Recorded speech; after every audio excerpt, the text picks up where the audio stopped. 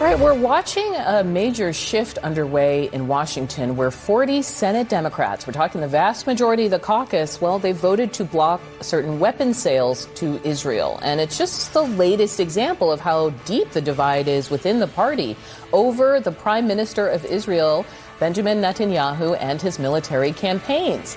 The leader of the Senate Democrats, Chuck Schumer, is among the 7 members who stood their ground in opposition. Joining me now in the group chat, Noel King, co-host of the podcast and radio show Today Explained, Elliot Williams, CNN legal analyst and former federal prosecutor, and Terry Schilling, president of the American Principles Project.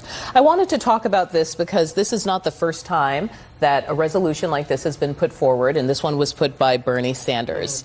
And each time it's gotten a few more votes to say, let us stop the U.S. sending certain bombs, bulldozers to Israel. I want to play for you what Sanders had to say after the vote, sort of noting this progress.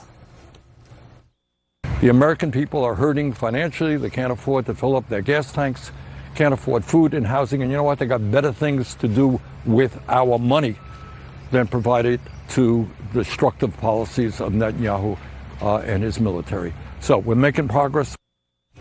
I noticed he called it progress, right? These votes didn't go through, but can you talk about that? Well, it's interesting because you have heard that kind of language from Bernie Sanders and others for, what, a generation now? I mean, I remember like 2003, 2004, hearing certain members of Congress talk like that.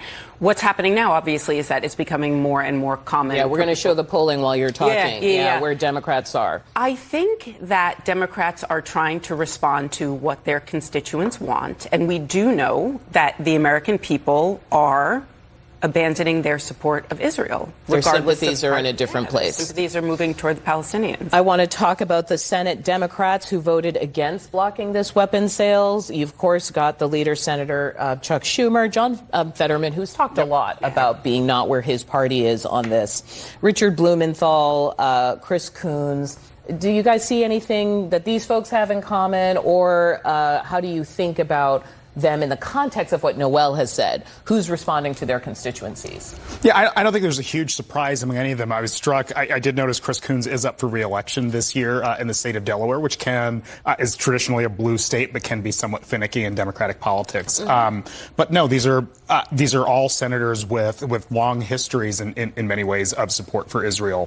So it's not a big surprise there. But I think it is pretty fascinating that you're talking about 40 Democrats now, where in a body that often requires 60 votes to do anything. So when the number of Democrats opposing something ticks up, that could imperil future votes on this. Right? What people may not realize context-wise is back in March, the administration evoked a kind of emergency power to transfer weapons to Israel. They basically said, this is an emergency, things are happening, and so we are going to go ahead and make this declaration under the Arms Export Control Act.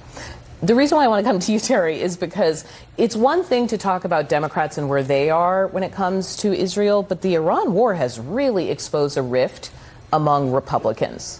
No, that's absolutely right, Audie. And I think, when Bernie Sanders was mentioning how things are tough here at home, I think that's a lot of what's driving it.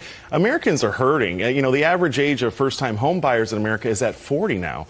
Americans can't afford to have homes. The young people in this country are giving up hope on the economy. And so I think there's a huge movement across both parties to really focus on domestically helping out American people, especially young families. This isn't necessarily, and someone here tell me I'm wrong, in the past, this would have been a major message point scoring vote, right? Like, you vote on this, everyone's going to know that you voted against Israel, and this would become something that could harm you in the future election.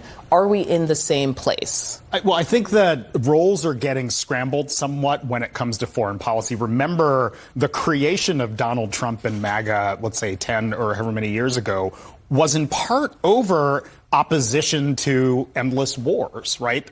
Trump, the candidate, came in raising a point of not wanting to see American, whether you want to call it meddling or interference overseas.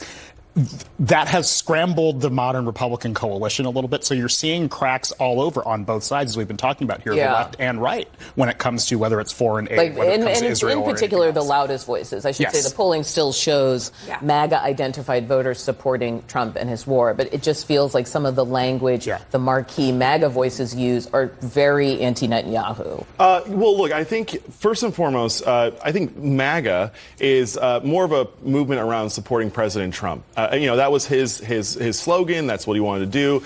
But there's a new emerging movement on the right, and it's America First. And I'm uncomfortable with some aspects of it. But at the same time, this next movement that's coming after Trump wants to put America first over everything. And I feel like, I don't feel like, these voters feel like that are part of that. They feel like America's been put on the back end. We got problems here at home and it's not being addressed. And that's ultimately what's driving it. Right. Okay, stay with us because we've got a couple other things we want to talk about where the politics feel a bit scrambled. After